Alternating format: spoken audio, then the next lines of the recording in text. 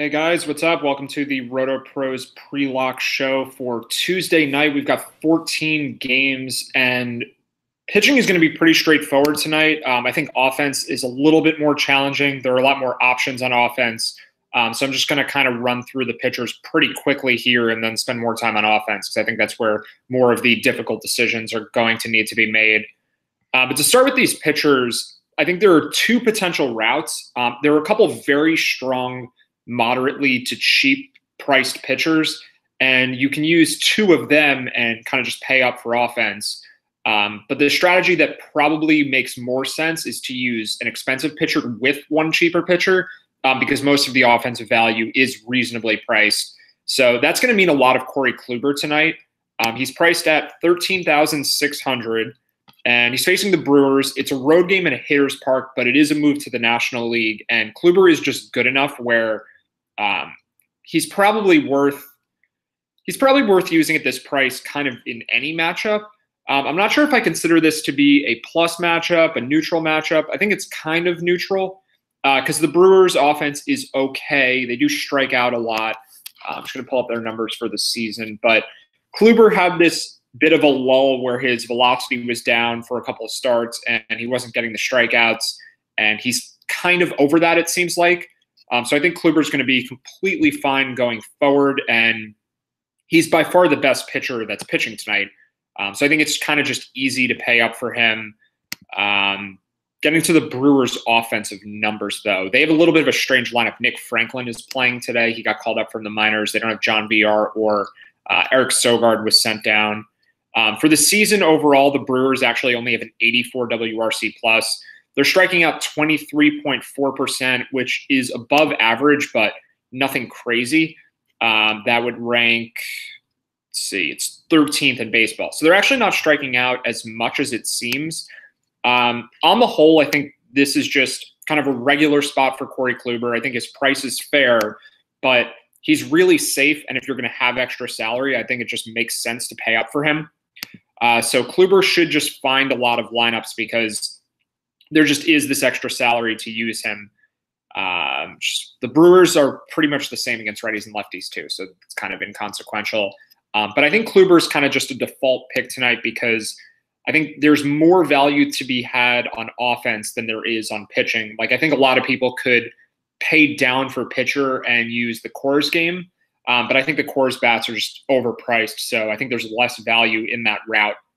So Kluber should be someone to have. I don't know, I would maybe have him 50% or so. He's not the best value for sure, but he definitely is the pitcher with the highest expected output, plenty of upside, pretty high floor. I think the price is fair, but again, it kind of just makes sense that he fits into lineups tonight. Offense is just pretty cheap. So the actual best value pitcher on this entire slate is Rich Hill. Hill is priced way down, I think just because he hasn't pitched in 3 weeks. And he's facing the Diamondbacks at home, which is, I think it's a positive matchup.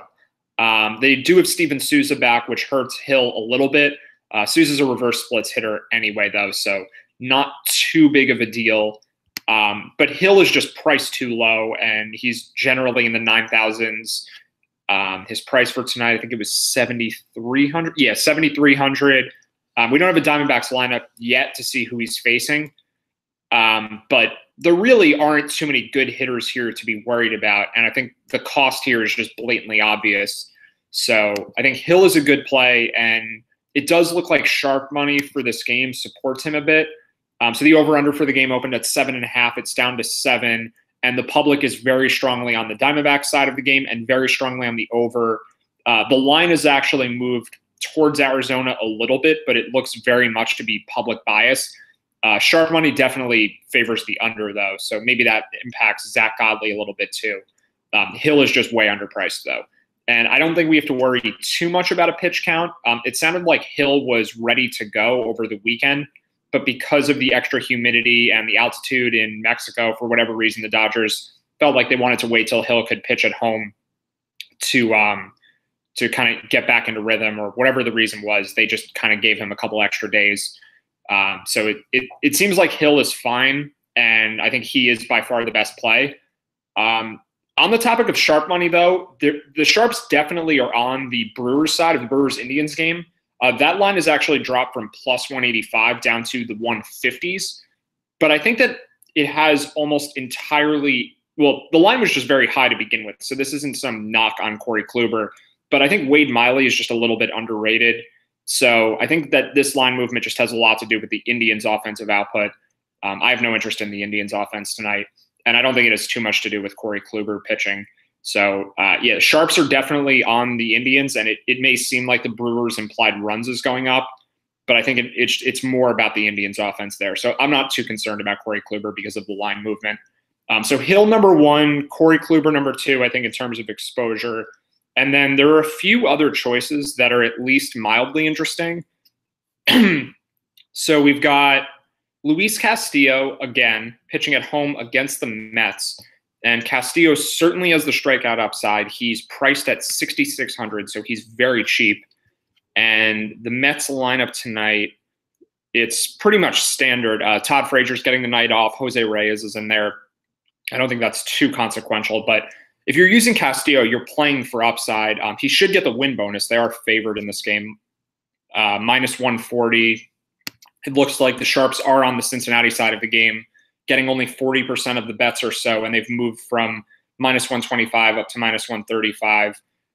So there's at least some reason to like the Reds here other than just maybe a personal bias for Castillo. The over-under has also dropped from 9.5 down to 9. So I think Castillo is a really high upside play. I think Dylan Bundy is a really high upside play too, who has comparable risk to Castillo. Bundy at 7,800 against the Royals. If we had said that was the price a few weeks ago, it just would have sounded insane because Bundy was an ace level pitcher through the first month of the season. But last start, and really the last 2 starts, he's been awful. But more notably, last start, he saw a massive drop in his velocity where basically all of his pitches were 2 to 3 miles per hour slower. So it's possible Bundy is dealing with some sort of undisclosed injury that's causing the velocity drop. Maybe it's a mechanical issue in his pitching motion. Whatever the case is, there's a chance that something's just not right with Dylan Bundy, but there's also a chance that he just kind of bounces back and goes back to pitching the way he did at the beginning of the season, the first few starts. He's also gotten an extra day off before this start, which I think should help him a little bit. So I'm definitely concerned about Dylan Bundy, but I think that his price is low enough at 7,800 and the matchup is easy enough against the Royals that he's worth taking some shots on. So I view him very similarly to Luis Castillo. I think it's a little bit better of a spot for him, and he's a little bit better of a pitcher, but he's also a little more expensive. So I kind of have them tied for third as the next best choice after Hill and Kluber. But both definitely have upside, both definitely have downside. So maybe be careful with how much you use of them. But I think both guys are good plays. Looking at the Braves-Rays game, I know Greg and I, for those who listen to the podcast, talked about Sean Newcomb and Blake Snell last night. I think the prices are just a little high on these guys compared to Hill, compared to Castillo, compared to Dylan Bundy. So I think Snell and Newcomb both have upside, but it's a pretty tough matchup for both of them. Newcomb is left-handed, and the Rays are batting 9 righties against him. So that's going to make things more difficult. Matt Duffy is back. Wilson Ramos is in the lineup. It's really not as easy of a matchup, I think, as it seems on the surface because the entire lineup is right-handed. And for Snell, he's facing the Braves, who have been really good offensively lately. So I think both guys should be around hitting value, and they both have upside. But I think their prices just make it a little bit harder to fit offense. And I'd rather just use a cheaper pitcher with Corey Kluber, like a Hill-Kluber combo seems to make more sense than a Snell-Newcomb combo. And if you're using Snell or Newcomb over Hill, Castillo, Bundy, then it just makes it a little harder to squeeze an offense. So I think those guys are going to be fades. I think it's okay to use them, but I don't really think either of them are great plays. The other pitcher that I think is interesting is Luis Severino at home against the Red Sox. So this one is kind of just based on the line movement. The Yankees are getting less than 40% of bets tonight, and they've still gone from minus 185 to minus 220. And the over-under for the game has dropped just slightly. But One of the offenses I do like tonight is the Yankee offense, and I'll get to that in a minute, but Severino could make sense here for correlation, and he's just really, really good. He's not quite on Kluber's level, but the $10,000 price tag I think is just a little bit cheap for him in a home game. The Red Sox are good offensively, but I think they're a little bit overrated offensively. So if there's a second-tier pitcher to use price-wise, I think Severino is a better play than Nola. I think he's a better play than James Paxton. I think he's probably a better play than Blake Snell or Sean Newcomb. So I don't know. He may not make the cut for me, but I think he does make sense to at least consider. I'll say he's my 5th favorite pitcher, and it's kind of just a maybe for now if I would use him or not. So that's pretty much it for pitching. I'm going to move to offense in a second unless anyone has questions on the pitchers. I'm going to refresh some of these lineup pages and see if we've got any more information because there are a couple of key updates we're waiting on. All right. Still nothing out of Texas. All right. Hang tight, everyone. Okay. So that's it for pitching.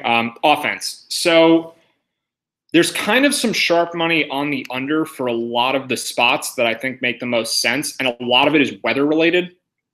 So we've got the wind blowing in a little bit at Yankee Stadium. We've got the wind blowing in Chicago. The wind is blowing in Texas. I'll start with Chicago. I think that's the hardest spot to figure out. Lucas Giolito is a pretty highly regarded prospect, but he was bad last year. He's been bad this year. And even in his one good start that he made last game, he still gave up 2 home runs. For those who stacked against him, it may not seem like it was a good result because he gave up the home runs to – I forget who the second one was against, but he gave up one of them to the pitcher, Carlos Martinez. So he didn't give up a bunch of runs or anything to the top of the order. And for anyone who stacked against him, there might be a little bit of a bias that Giolito is all of a sudden good now. But he still gave up 3 earned runs in 6 1/3 innings. It wasn't some great start that he had. 7 strikeouts was impressive, but I think it was a little bit of an outlier for him. Looking at the swinging strike percentage too, it was good for that game. Oh, actually, I was a little bit wrong here. I was looking at his season number, 16.1% swinging strikes in that game. So basically Giolito just pitched great outside of 2 solo home runs. And I don't really know what to make of this, especially because the wind is blowing in a bit. And especially because sharps seem to be on the under and seem to be a little bit towards the White Sox side here. So I'll say this. Giolito is definitely walk prone. He definitely has the propensity to give up a lot of runs. I think he's a high variance pitcher right now with possible prospect status that could make him just all of a sudden start being a lot better than he's been. But also he certainly has very bad games in him. And the White Sox do have an awful bullpen. So because of the walk proneness and because of the way the wind is set up, I think the targets there are the guys who can get on base and steal bases and aren't as reliant on home runs. So my 2 favorite Pirates players are going to be Adam Frazier, who's pretty cheap and leading off, and Starling Marte, who it can steal bases more too and would benefit from just Giolito having a very high walk game where he doesn't give up a lot of hard hits, but he puts a lot of guys on base. So I think some Pirates stacks are certainly in play, but Frazier and Marte are my favorite plays for plugs. I'm probably not going to be plugging Pirates guys into other lineups because I think it's sort of a high variance situation for Giolito where either he's fine or he's really bad.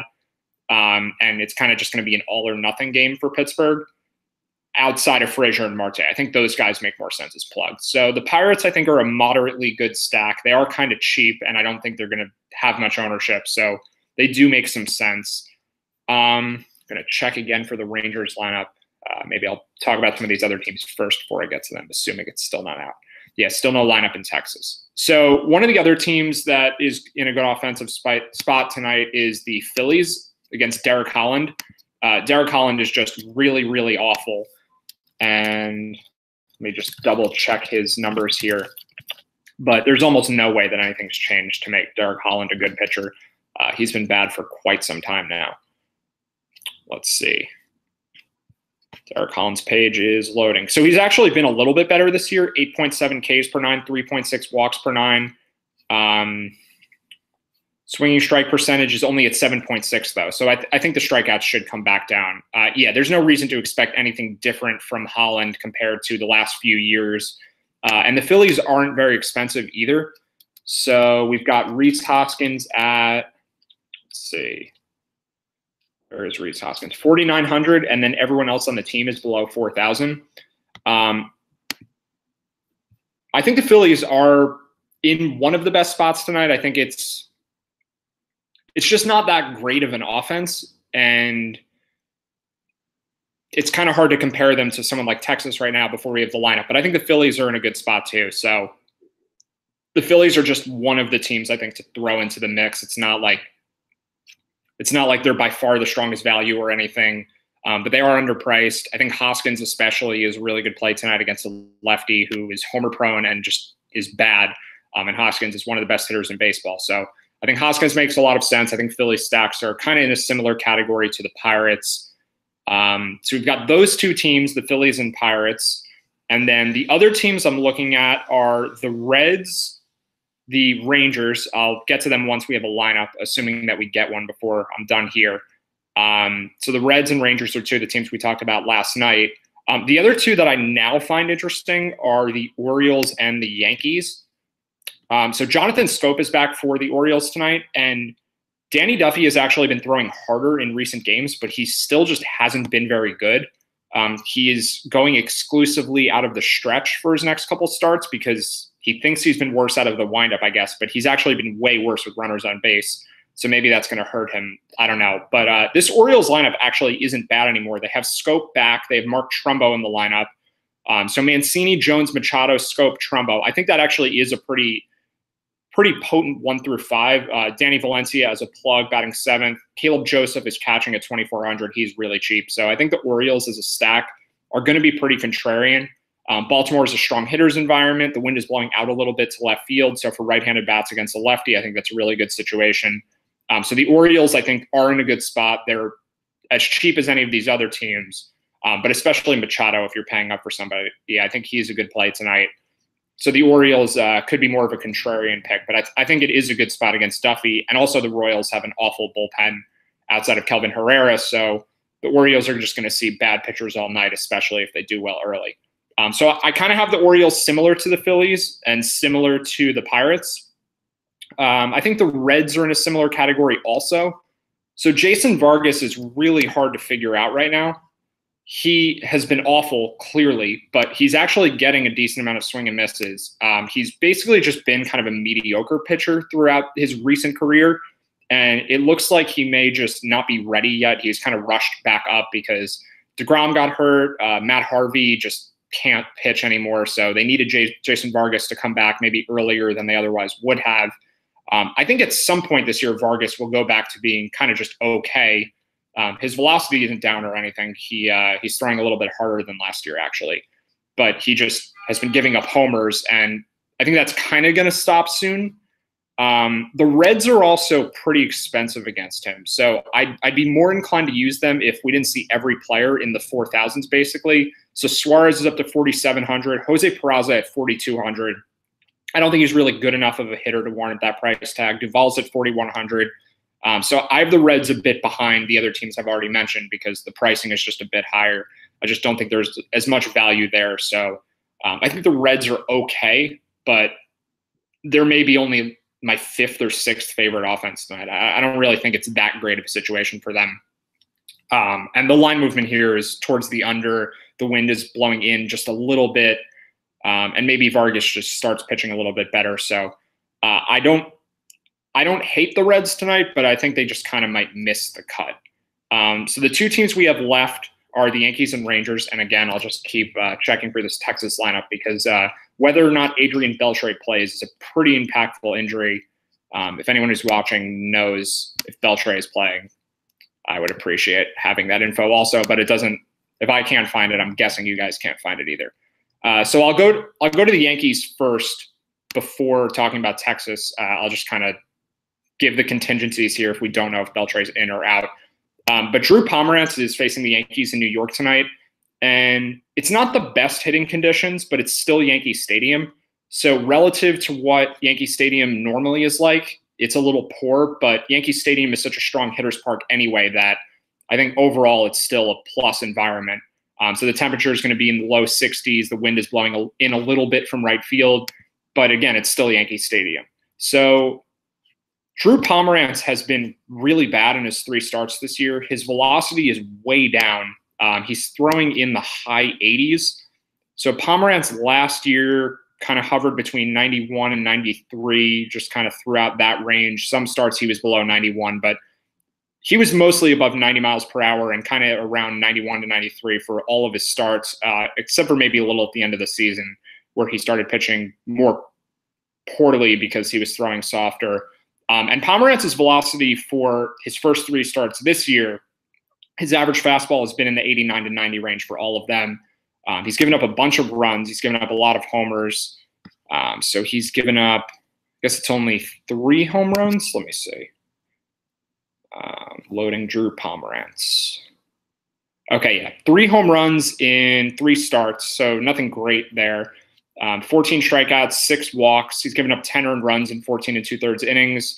The swinging strike percentage is pretty low for Pomeranz. I think that was the thing that jumped out to me most. So he's not throwing as hard, and it's definitely hurt his ability to get swings and misses. So Pomeranz for his career, 9.8% swinging strikes. In 2015 and 2016, when he was really showcasing the stuff that made the Red Sox trade for him, he was around 11% swinging strikes. This year, he's down to 7.4%. So it's a really big drop-off, and he's giving up a ton more contact, too. Career contact percentage for Pomeranz is 78%. This year, he's between 84 and 85. So Pomeranz has definitely been worse this year, and I don't know if people are going to be on the Yankees. I'll get to Beltre in a second. Thank you for the update. Beltre is in. I'll get to the Rangers in a second. But just to recap on the Yankees, I think Pomeranz has been pretty bad. I don't know if too many people are going to be on the Yankees tonight because it's a 14-game slate.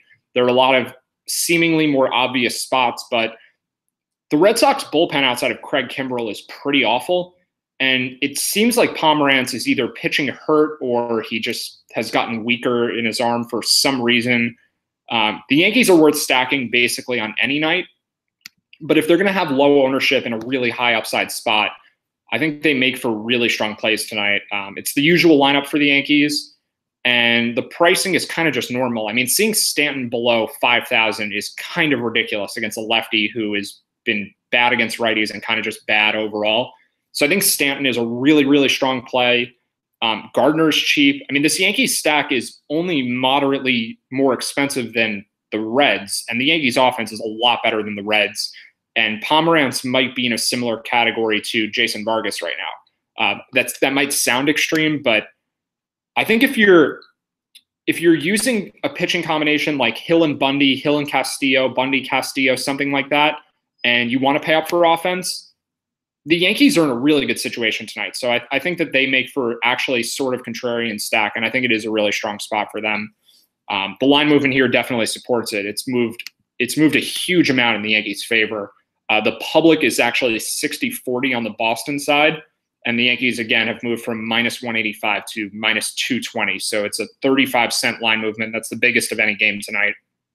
And I think the Yankees just won't be that popular. So that's a really strong spot. It's maybe my favorite stack, but I think the number one stack here is Texas Rangers with Adrian Beltre, now that we know that he's in.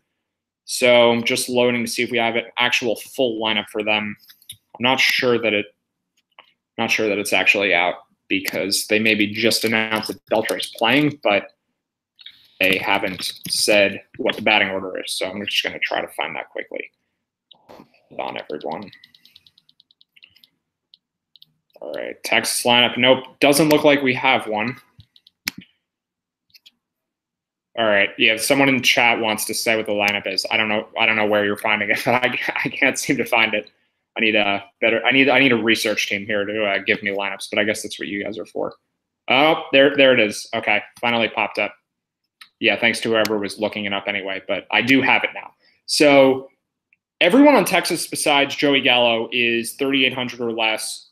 Gallo is 4,500. I still think that's a good price for him, but The reason there's sharp money on the under in this game is because the wind is blowing in 15 miles per hour from right field, but it's also 87 degrees right now in Texas, and I think it's supposed to stay, it might even be getting warmer throughout the night. Just double check that. Basically, though, I think the heat should at least cancel out the wind. So we are looking at temperatures in the mid to high 80s throughout the night. Wind is blowing in from right field, but for fly balls to left field, that's just going to push them closer to the foul poles. So I don't actually know if this matters too much because most of the hitters are right-handed anyway. I mean, this might impact Joey Gallo on some fly balls. I guess Texas does have some lefties, Chu and Mazzara, but for balls hit to the left field side, I don't know if it's going to really matter what the wind is. But even so, the heat should cancel out the wind, and Fiers is homer prone enough where I'm kind of fine stacking against him in any conditions. The Tigers' bullpen is also really, really bad. So it's kind of a similar situation to the Orioles where they're facing a homer-prone starting pitcher and a bad bullpen behind him. The Pirates have a similar situation. A lot of these stacks that I'm interested in tonight, it's at least in part because the bullpens behind the starters are also really bad. So let's see. Mike Fiers is getting 9% swinging strikes this year, but he's only getting 5.3 Ks per 9. And I think it's because he's been, let's see, he's kind of just throwing the ball in the strike zone more and giving up more contact. For whatever reason, he's just giving up more contact. I think his strikeout rate should go up a little bit, but even last year, he had a 543 FIP, a 462 xFIP.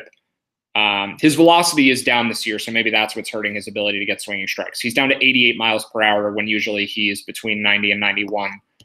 It's definitely a strong spot against Fiers, and with Beltre back, I definitely do like the Rangers.